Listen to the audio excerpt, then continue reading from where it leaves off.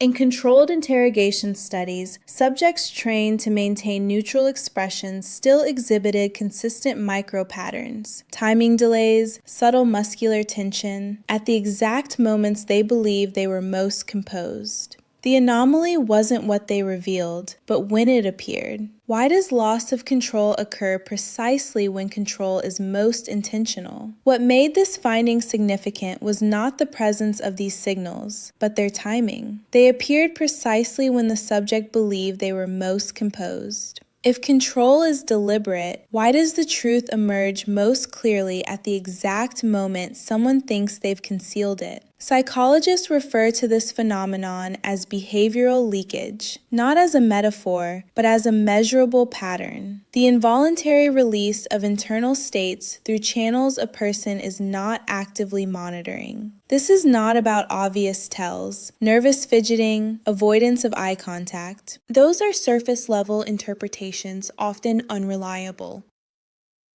Behavioral leakage operates at a different layer. It appears when cognitive load exceeds control capacity, when the brain prioritizes managing one signal and unintentionally neglects another. Daniel Kahneman's work on cognitive load provides the foundation here. The human brain does not multitask in the way people assume. It allocates attention. When one system is heavily engaged, speech control, emotional suppression, impression management, other systems operate with reduced oversight. By the end of this, you will not just notice behavior. You will begin to isolate which part of a person's behavior they are not paying attention to, and that is where the unfiltered data exists. In structured interviews, subjects instructed to appear confident tend to overregulate facial expression. They maintain eye contact slightly longer than natural. Their tone stabilizes, their gestures become deliberate. What changes is not what they show, but what they stop managing. While facial expression becomes controlled, lower body movement often becomes erratic. Foot positioning shifts more frequently. Hands, when not consciously placed, begin to mirror internal tension. Control is not global, it is selective, and whatever is not selected becomes transparent. Neurologically, this is a bandwidth issue. The prefrontal cortex manages deliberate control, speech, posture, expression, but it cannot fully suppress signals from the limbic system, which regulates emotional response. When resources are allocated to one channel, another becomes exposed.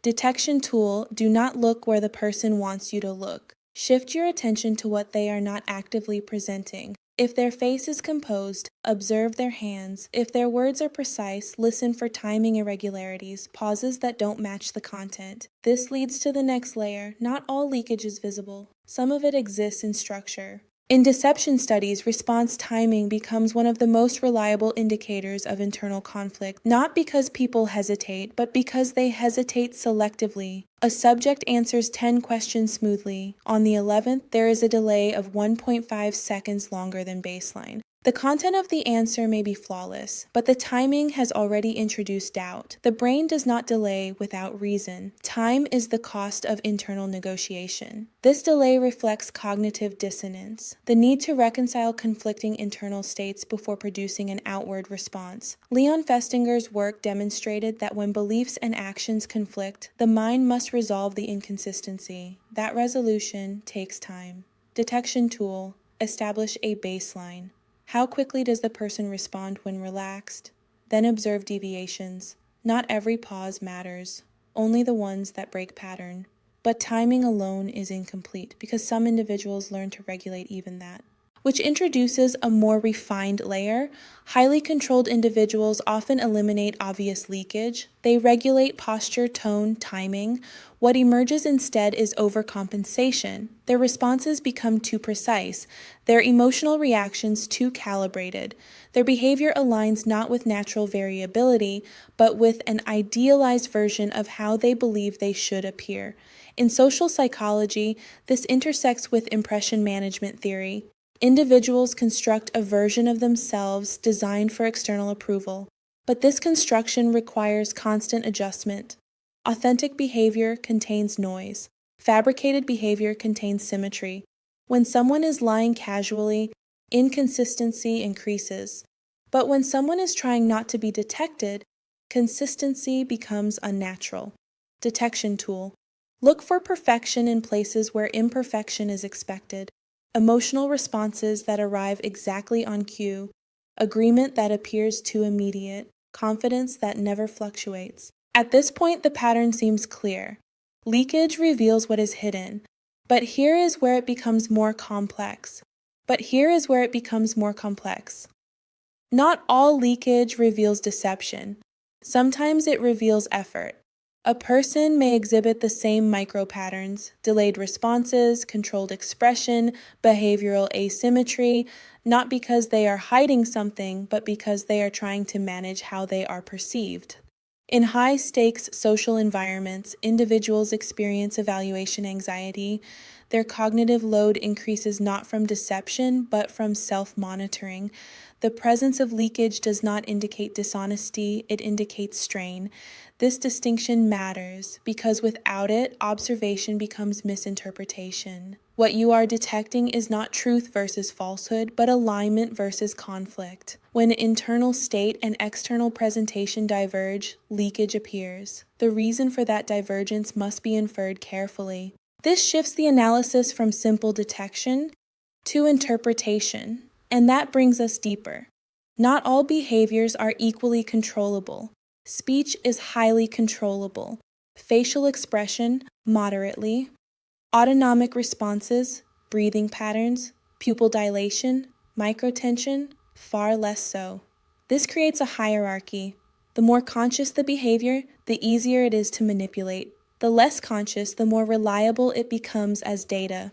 The most valuable signals are the ones a person does not know they are sending. For example, breathing rhythm. Under stress, respiration becomes shallow or irregular. Even when speech remains steady, breath patterns often reveal internal state. Detection tool. Observe synchronization. Does the person's breathing align with their speech? Are there subtle disruptions when certain topics arise? From here, a pattern emerges, not of isolated signals, but of clusters. One signal means little. Two signals suggest possibility. A cluster establishes probability. In behavioral analysis, isolated cues are unreliable, but when multiple forms of leakage converge, timing irregularities, posture shifts, vocal tension, the likelihood of underlying conflict increases significantly.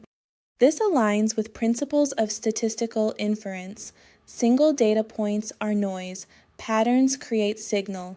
Accuracy does not come from intensity of observation, but from accumulation. Detection tool, do not react to single anomalies. Track repetition. Does the same micro pattern appear under similar conditions? That repetition is the structure beneath the behavior, and once you begin to see structure, the implications extend beyond observation. If behavioral leakage is universal, then control is never complete. Every interaction becomes layered. What is presented and what escapes. This applies not only to others, but to you.